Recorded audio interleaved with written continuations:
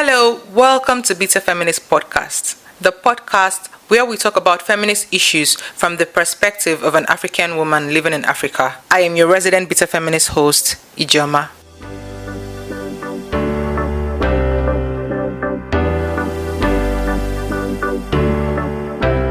Today we'll be talking about bodily autonomy. You can also call it body autonomy or bodily integrity. They all mean the same thing. It is closely related to sexual agency, which we talked about in a previous episode. Bodily autonomy is the power and governance you have over your body as an individual. It is your ability to make informed choices, having the power to make informed choices about you, your body, and your well-being. Just like sexual agency, body autonomy is something a lot of women don't have. When it comes to relationships and marriages, women tend to lose their bodily autonomy. They tend to forget that before they are a couple, they are an individual. Before you and your oga became one, you are a person on your own. I think is the doctrine or the dogma of two shall become one, and they take it literally, that they believe that their bodies literally belong to the person they are with, not just their husbands. Could be their boyfriends, their lover.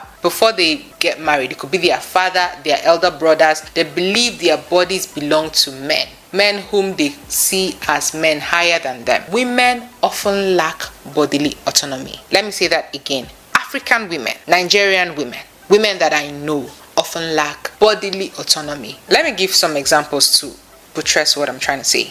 A lot of women don't know it is their responsibility to protect themselves sexually. Let me start from that angle. There are a lot of women who have sex without protection, not because they don't want to use condoms or anything, but because the men don't use it and they are like, okay, whatever he wants. I've had a handful of young women come to me, lamenting that they got pregnant for their casual boyfriends, not serious boyfriends, casual boyfriends. Most of these young women are students who at the point had nothing doing. Lack of bodily autonomy. It is your body. Why allow another person dictate to you what happens to your body, what goes inside your body? Apart from helpless students, I've had working class women in their 20s, 30s, even 40s come to tell me they got pregnant, but their boyfriend asked them to remove it because he wasn't ready. Meanwhile, these women really wanted to start having children since they were financially and emotionally ready for it, and they weren't getting any younger. Yet, they wanted to do what these men in their lives want them to do. A lot of women do not have control over what happens to their bodies. In most cases, the women already know what to do. They already know what would benefit them the most. But they handed control of what happens to their bodies and their futures to a random man they had sex with, to their parents, to the society, to anybody but themselves. You'll be shocked to find out that a lot of single mothers didn't want a child, but agreed to have one because their sperm donor partner insisted. You'll be shocked to know a lot of women are at the risk of living childless because they kept on terminating pregnancies they honestly wanted to keep just because the sperm donor insisted they removed it. Lack of bodily autonomy. Another aspect of bodily autonomy is deciding whether or not to have sex. We live in a sex-crazed world, and oftentimes some women feel pressured either by their partners or their peers to be sexually active. Understanding bodily autonomy helps you take control of that decision. You as a woman should be 100% responsible for that decision. It is your body. It is your right to decide not to share it, even if everyone is having sex. It is also your right to decide to have sex, even if everyone isn't having sex. This is why bodily autonomy is important, because there are a lot of women who obviously do not want to have sex yet, who would have preferred to wait a little bit. But because the men in their lives were like, I'm going to have sex outside, this, they had to. Because they were taught to believe that your body is your boyfriend's body, is his property, is my own. When men say, your body belongs to me, whose pussy is this? Da. And when you hear stuff like this, you've been programmed from birth to believe that your body belongs to the person you're with, the man that you're with. Your body belongs to your boyfriend, your fiancé, your husband.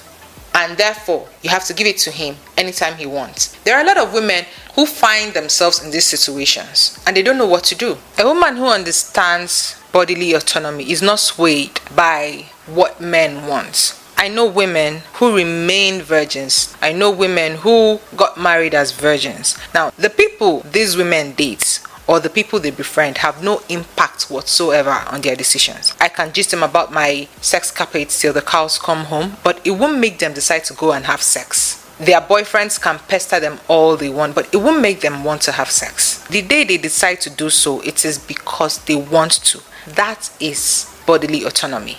Deciding what you want, having the power, the sole power to make decisions about your body. Not just the power, but emphasis on the sole power. The day you decide to do this is the day you do it. And this is something a lot of women lack. A lot of women will tell you that their first sexual encounter was not 100% consensual.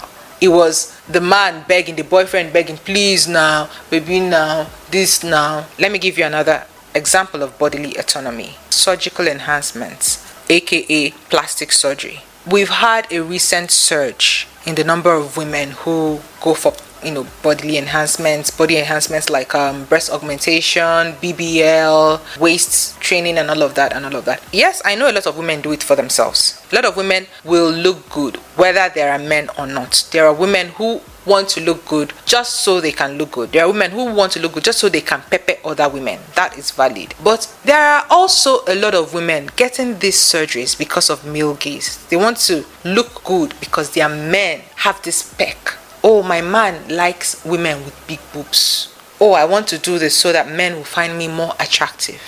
Oh, I want to do this because my boyfriend cheated with somebody that has a big bum bum.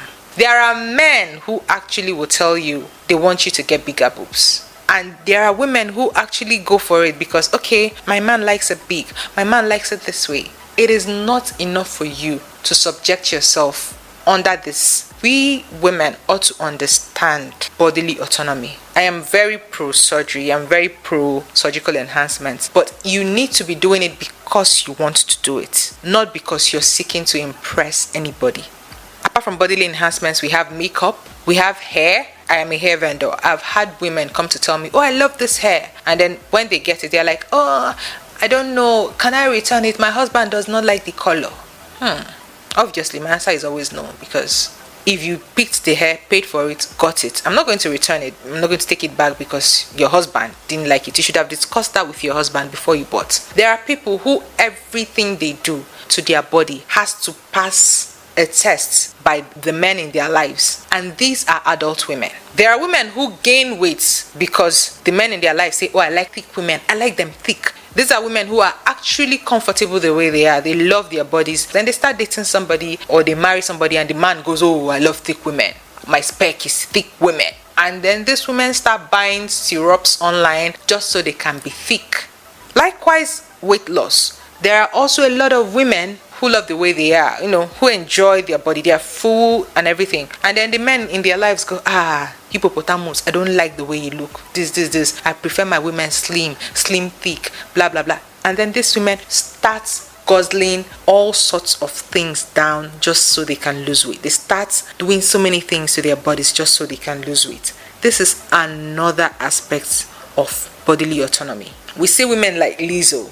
Before I continue, I really love Lizzo. I love everything about her. And I love the fact that she owns her body. Now, imagine somebody like Lizzo who is very comfortable in her skin, who loves the way she is, who is an icon for plus-sized women. And then maybe she meets a man and the man goes, oh, Lizzo, I would prefer it if you lost weight. And this wonderful woman now starts guzzling down herb tea, green tea, slim tea, going to do this, doing that, not for her health, not because she wants to change her look, but because a man wants her to. This is where bodily autonomy comes in. Understanding and having the sole power. I'm not just saying power, but the sole power on what happens to your body. Another example is number of kids to have. There are a lot of women that for them childbirth is torture. They have one, they say, you know what, I'm done. Then the man, the husband says, I want more. I have always wanted to have a full house. I have always wanted 8 kids. And these women, they start again. They start putting their bodies through this pressure, through this torture that they would rather not go through. Why? Because they said, my body is his body is my body. Bodily autonomy is you having the sole decision on what happens to your body. Whether it is the number of kids you want to have, Yes, I'm saying it. The woman, the person who bears the child, has final say on the number of kids she's going to have. A lot of the issues we face as women are because we do not know and do not claim that power. As a woman, you have 100% control of what happens to your body. You have 100% control of whom you let into your body. You have 100% control of your uterus. You have 100% control on deciding the things to do to yourself. You and you alone. Not your boyfriend, not your friends, not your husband, not your fuck buddy, not your parents, not the society, not anybody. When you read this Joro to Joro or OV stories, you see some women saying, I didn't want to have sex, but he said he will leave me if I don't. I wanted to start having sex, but they said it will make me a slut. I didn't want to abort it, but he said he's not ready. I didn't want to lose weight, but he said he doesn't like thick women. I like my slim fit body, but I had to gain weight because he prefers Orobo. I wanted to touch up my nose, but what will people say? All that comes from women that do not understand bodily autonomy. Let me tell you a short story that revolves a little bit around this bodily autonomy thing. So there was a time a waist bead contest was held on Facebook.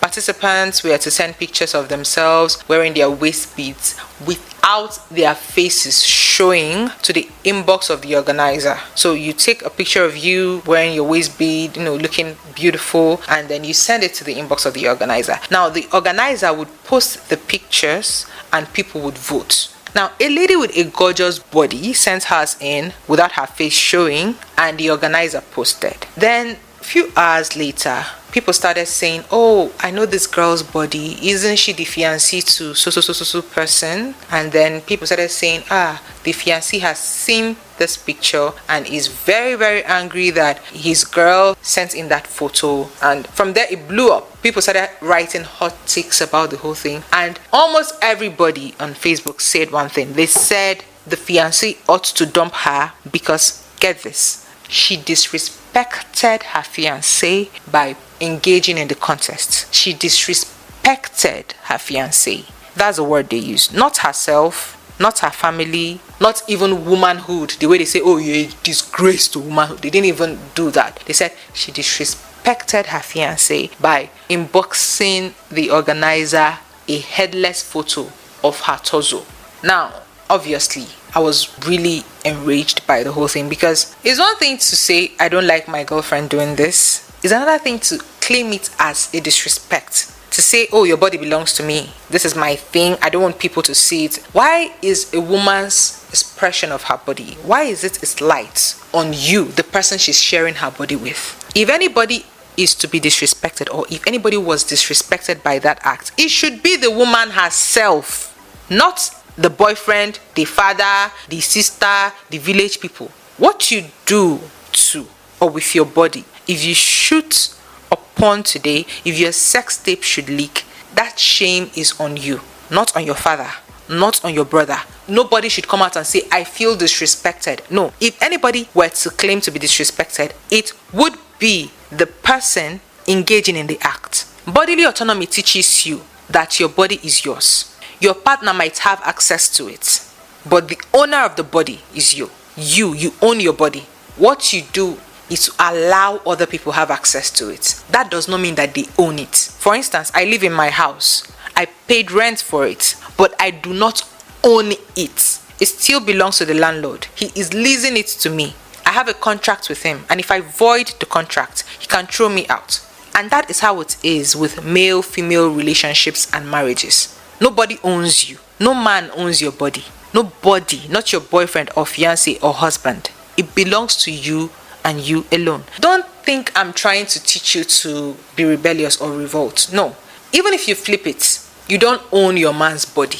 The way this a waist bead contest was held on Facebook, there was a time a dick print contest was held on Facebook. Yeah, we had our wild days. And men were sending in pictures and videos of their dick prints. These are men with children, with wives, with girlfriends. And no woman came out to say, oh, I feel disrespected. This man has disrespected me. I'm calling off this marriage. I'm calling off this engagement. I'm calling off. All this was happening in 2020 during the lockdown. People were doing all this to keep themselves busy. They were dancing contests, waist bead contests, this and that contest. Men literally wore boxers and showed their erect penis, the shape of their erect penis, and nobody flipped out. Nobody made any nasty comments. Some made videos, some posted pictures, and that was how it went. In fact, when the women were doing the waist beat contest, remember they did not post it directly themselves. They sent it to organizers to post for them. Yes? But when the dick print contest happened, men posted it by themselves. Men came to the comment section of the post and posted their dick prints by themselves. Like, this is me. This is me doing this thing. This is me. This is my property. They did not need to use a third party to post it. That is how the audacity of men. Now, nobody came out to say, my boyfriend has embarrassed me. Oh, my fiancé has shamed me. My son has shamed me. It happened, people laughed over it, and it died down. But when women do a fraction of that, just waist bead, not the entire body, not boobs, not ass, just waist bead, everybody turned it to, it's disrespectful to the man. Why? Because they believe the man owns you. They try to mask it by saying you both own yourselves. But what they mean is he owns you. Owning another person is slavery. That is why we have relationships and marriages that look like a cotton picking fest. What you have with your partner, with your man, with your fiancé, with your husband is a lease at best, not ownership. When you understand that, it will help you understand bodily autonomy. That I'm leasing this house from my landlord does not mean it is mine. I won't say because I've invested time and money here, done high grade maintenance over the years, and because I've been living in this particular flat for ages, it is therefore my house. It does not work that way. Likewise, you can't say, because we've been together for 50 years, because I've done upgrades to her, I've invested all my money inside her, it is my body. She belongs. No, it is not your body. Is why you can never convince people that something like spousal rape exists. After all, he owns her now. He can do whatever the hell he wants with her. You have to understand that you are the landlord of your body. He is the tenant. Don't let anyone tell you that what you do to your body is disrespectful to a man. It is your body. As an adult woman, you have to understand bodily autonomy on every level. Men are going to tell you, don't cut your hair. Don't breastfeed because I want your breasts to still be perky. Don't fix eyelashes. You look like a prostitute. Don't wear that cloth because it's disrespectful to me. And if you do not understand bodily autonomy, you're going to be treated like a child. It doesn't go both ways. You can't stand up and tell your man, don't wear that cloth because it's disrespectful to me. Go and braid your hair because I like my men on braids. If a man wants to keep afro, you cannot convince him to braid his hair. If he's carrying dada, you cannot convince him to cut the dada. They will tell you, you have control over his body, but you don't. It's a one-way street. He's the only person who has control over you. The adjustments you can make are really slight. You can tell him to trim his hair. You cannot make him cut his dada. But you, a woman, they will ask you to go and cut your dada, and you will because it's his body now. Do you see where we're coming from? I remember one time, Hilda Dokubo said on TV that she has been wanting to cut her hair for a very long time. But her husband said the day she does it, she'll pack out of their house. That the day she does it, that marriage is over. This was years ago. And she said it with a chuckle, like she found it funny. Like, he said it and I like, it was funny to her. I was a teen then, but I found it rather unsettling. Because we're talking about her hair. I don't know if you've seen Hilda Dokubo's natural hair. So beautiful, so long, so luscious, reaches her waist. But it is not enough for a man to give you the ultimatum that if you cut your hair, you're leaving my house the next day. Whether it was a joke or not, it doesn't make sense. And you know that it's not a joke because for the entirety of their marriage, she kept that hair long. So it wasn't a joke. I don't know if they're still together, but I know for the entirety of that marriage till whatever happened, she kept that hair long, even though it was inconveniencing her at a point.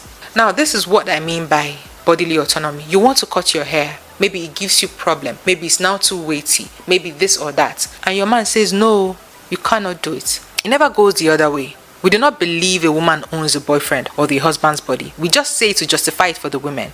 Hilda can't flat out tell her man that she will send him packing the day he cuts his beard. The most she can do is flatter him and beg him into not cutting it. This is another part of bodily autonomy. We have barbers who ask for permission slip before grown adult women can cut their hairs. in barbing salons. My mom was on low cut till she passed, and I remember that there are some times she would go to a barbing salon to have her hair cut, and some people say, madam, I don't want trouble, please, bring permission slip, and this woman was the fucking controller of prisons. With her wealth, her status, and everything, barbers were still reticent. They were very reluctant to cut her hair because they felt, I don't want trouble. Her husband can come here and shout for her own hair. Do you understand where we're going with this? We need to understand bodily autonomy as women.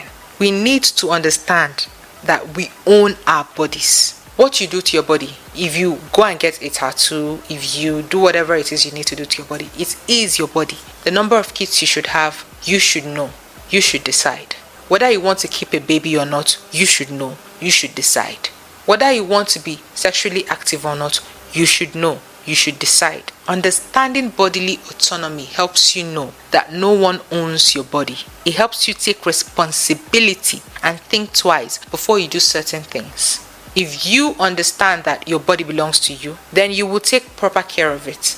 You will not allow men sleep with you without condom because, my boyfriend said he doesn't like. No. You understand that it is your responsibility to protect yourself. You will understand that your reproductive health is in your hands. You don't have to wait for a man to wear condom before you use condom. You don't have to wait for a man to buy you Postinor 2 before you take morning after pills. You don't have to wait for a man to do this before you do that. You don't have to wait for a man to give you the final order and say, I want this baby or I don't want this baby. You have a brain, you have to think. You take that responsibility for yourself. It is in fact your own body.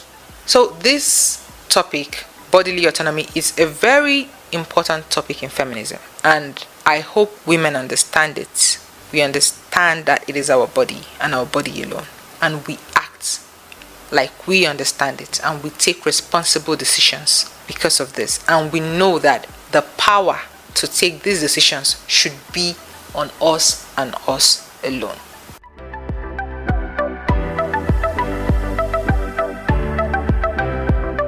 That's all for today. Thank you so much for listening to today's episode of Bitter Feminist Podcast. Follow us at Bitter Feminist Podcast on Twitter, Instagram, Facebook, YouTube, and TikTok. You can drop your contributions, questions, or even hot takes on any of our social media platforms. I'm still your host, Ijoma. See you on our next episode. Bye.